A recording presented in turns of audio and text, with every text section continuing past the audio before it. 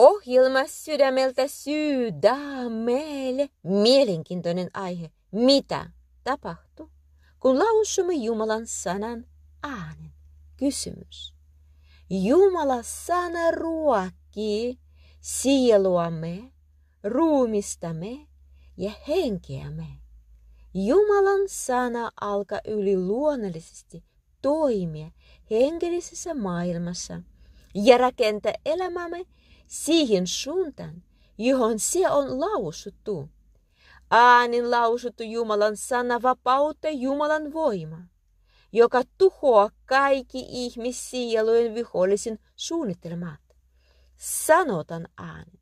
Elämä ja yltäkyllinen elämä jokaisessa päivässä on minun ja sukulaisten elämäntapa joka päivä.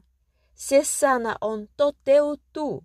Johannuksen evankeliumi, luku 10, säke 10.